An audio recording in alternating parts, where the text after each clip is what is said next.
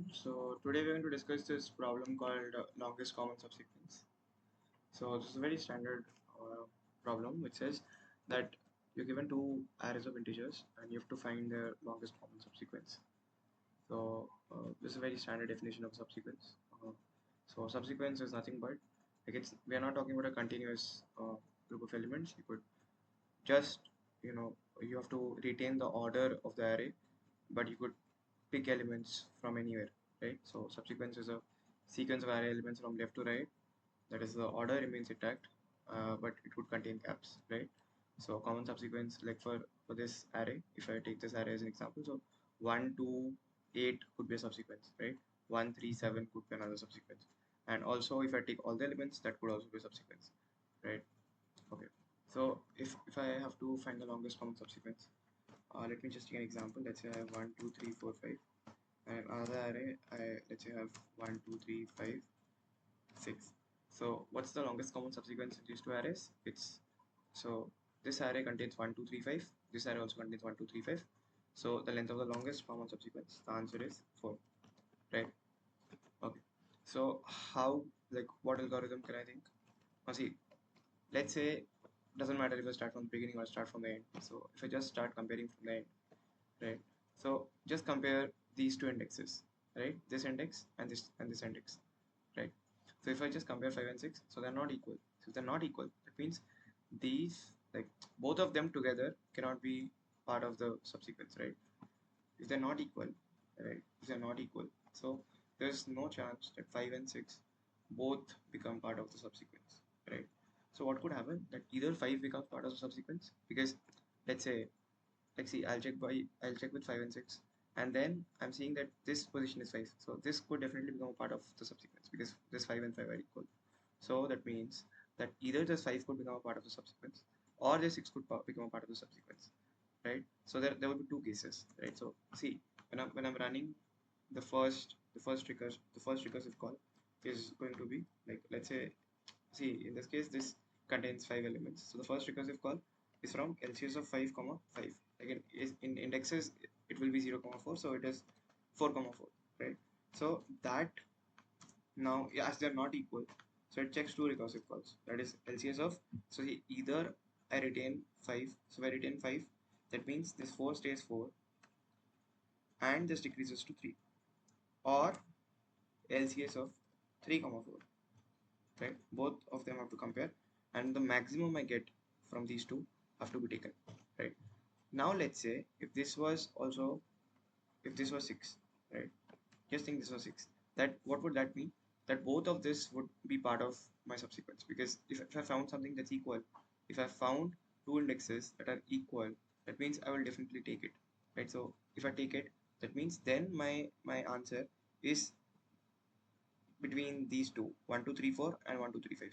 Then I don't care about this position at all, because now they're equal, so I'm taking it, right? So if they're equal, if they are equal, then the answer is between LCS of, like, in this case it is LCS of 3 comma 3, right? That's it. So it's LCS of 3 comma 3 plus 1, because this one equality is helping to increase that size of the longest common subsequence. So see, that means for every index I need to check, right? So for every index, if I keep on checking, so I need to find out, like, I need to check every way, right? Like, if there were n elements, so I have to check for each of the indexes, that whether I'm taking that index or I'm not taking that index, right? Because for each of the indexes there are these many calls, there are two calls, right? That either I take it or I don't take it. So that means this completely looks like a recursion code, a recursion problem. So let's just write my recursion. So let's say I make a LCS function. So I would have two indexes, right? One for this first list and one for the second list, right? So it will be int I, comma, int j. Okay, now what condition did I tell you? If my uh, let's say, I think I also need to take input of two arrays, but should I mention those arrays? Okay, no. let me take input of those arrays here as well. So let's say I have one vector int a and another vector int b, right? So now the condition is that if a of I equal to b of j, if this happens, so then what can I do? If they're equal, so my LCS is now from I minus 1 comma, so this I'll return, so I'll return LCS of I minus 1 comma j minus 1 plus 1, right? And if they're not equal, then what am I returning? What is the else part? The else part is that I'm returning max of LCS of I comma j minus 1 comma LCS of I minus 1 comma j. So I have to take the maximum of both the cases, right? So this is a basic recursion call, but this doesn't have a base case, so I need to find a base case. So tell me what could be the base case. So let's say I keep comparing 6 and 6, right? So I find that they are equal. So then I go here. So then I go to LCS of 3 comma 3.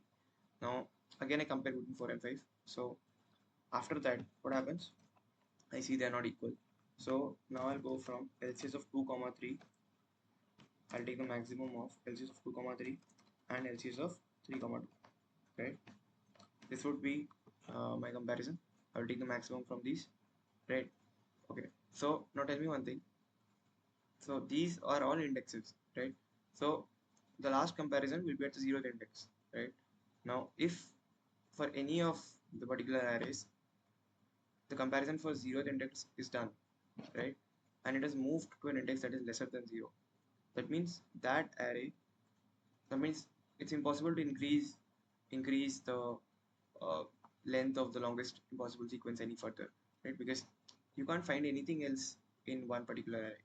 So how can you have something common in both the arrays? It's not possible, right? So it means that if either of I or j, any of them, if I less than equal to 0 or j less than 0, for any of these two cases, you can't increase the LCS anymore, so it will simply return 0, right? So this is the basic recursive code. Now let me just take inputs. So n and m, and I'll define two arrays, vector int a and b, and I'll take inputs for both of them. Equal to 0 is I plus plus sin a of I sin e to push back x, right? And let me paste the same to take inputs for my second array, that is p. So it will just be p dot pushback, and the size is multiple till m. Okay, so I've taken inputs. Now once I've taken inputs, now I need to memorize the solution, right? I need to memorize this whole solution. So I'll just take dp vector. So vector int of dp, and what's going to be the size? The size is going to be n plus 1 comma vector int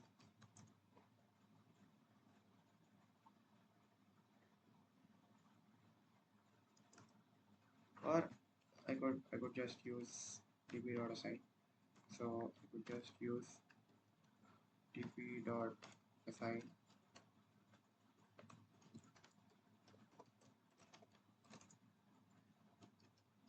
m plus 1 comma minus 1, right? Okay, so now I need to memorize the solution, and what would be my final output?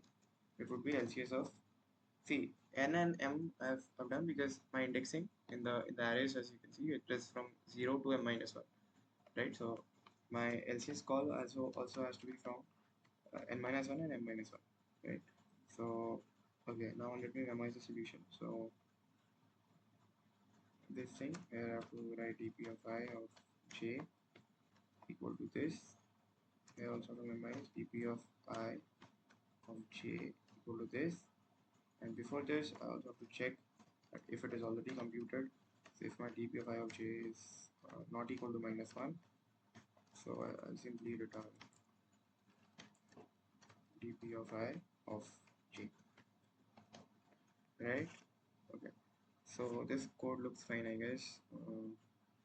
Let's just check it once more and see if there are any mistakes.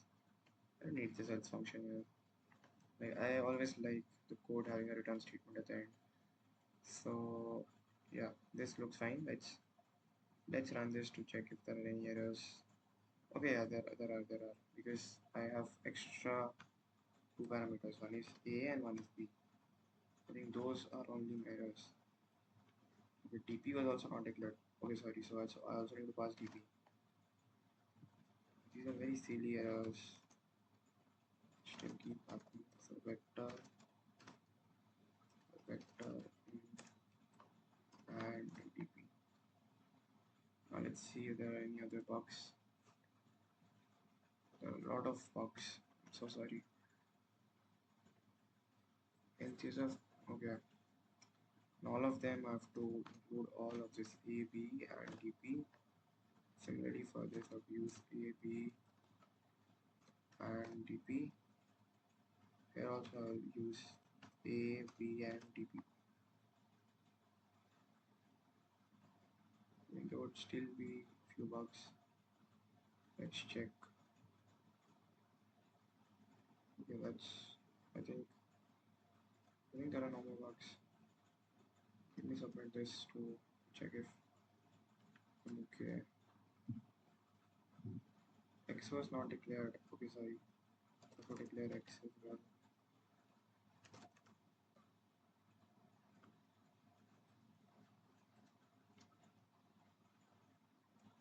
Now let's check if this is okay.